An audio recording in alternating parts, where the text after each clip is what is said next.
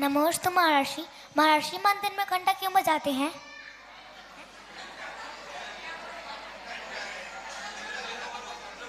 फिर से पूछिए, अच्छे से पूछो, धीरे से। नमस्ते महर्षि। महर्षि मंदिर में घंटा क्यों बजाते हैं? बहुत बढ़िया। मंदिर जी में घंटा क्यों बजाया जाता है? बेटा आपकी भाषा में कहें तो घंटे की जो ध्वनि होती है, जो साउंड निकलता है, वो हमारे लिए निरोगता का कारण बनता है। एक तो फिजिकल जो शारीरिक स्थिति है वो निरोगता का घंटा बजाया जाता है। और ये जो ध्वनि होती है ये वातावरण को स्वच्छ करती है और वातावरण में एकाग्रता का कारण बनती है। घंटे की जो नाद है और वह गुंजायमान होती है तो ओमकार ध्वनि निकलती है। आप देखना कभी भी घंटे की जो नाद होती है वो ओम की ध्वनियों को प्रकट करने वाली होती है। अब क्योंकि यह प्रश्न बहुत छोटी सी बच्ची ने किया है इसलिए मैं उसका उत्तर सामान्य शब्दों में दे रहा हूं, लेकिन आप लोगों को यदि ये समझना है तो ये वाइब्रेशन थ्योरी है। जो घंटे की जो नाद होती है ये आपके मस्तिष्क तक आपके कंपन पैदा करती है। जब भी आपने देखा होगा वेस्टर्न म्यूजिक सुनना, वेस्टर्न म्यूजिक्स में जो थाप होती है उसमें बैंड्स, बेस जो होता है, बेस बहुत अधिक होता है और बेस होता है लॉन्ग वेवलेंथ, बहुत मोटी ध्वनि होती है बेस की। और जो स्ट्रिंग्स होती हैं, घंटा होता है, इसकी जो फ्रीक्वेंसी होती है, वेवलेंथ होती है, बहुत कम होती है। तो पेनिट्रेशन पावर वो घंटे के नाद में अधिक होती है। अब जो साइंटिस्ट हैं उनको समझना है ना, जो पढ़ रहे हैं साइंस को उनको समझना चाहिए।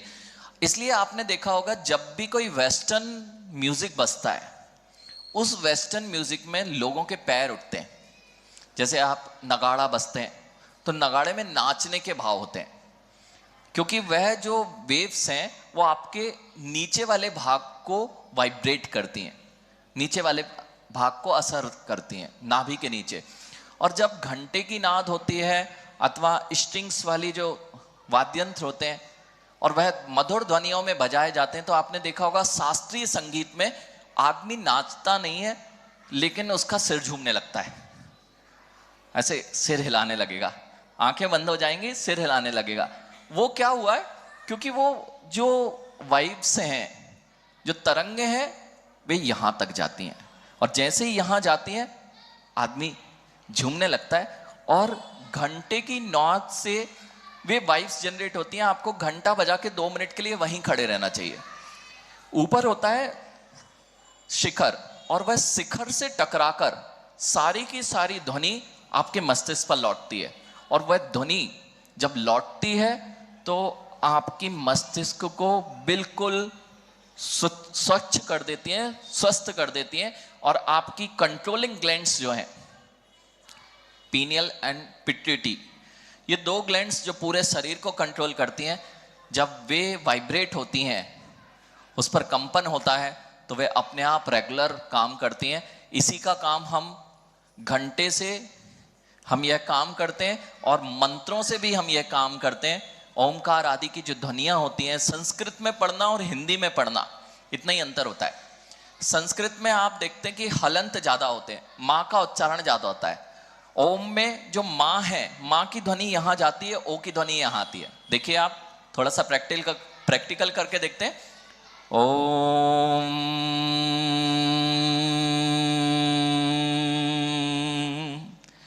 ये माँ है ना, लास्ट में माँ, आप देखो आपका सिर में वाइब्रेशन थोड़ा सा फील करेंगे ना, अगर कभी ओम का उच्चारण करेंगे तो ओम का वाइब्रेशन यहां तक ही रहेगा और माँ का वाइब्रेशन आपके सिर तक पहुंचेगा।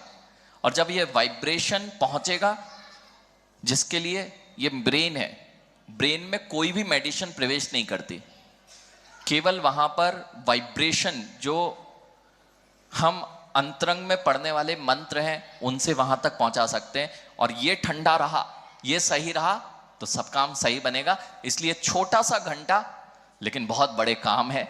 इसलिए आप मंदिर में छोटे हो लेकिन घंटा जरूर बजा सकते हो।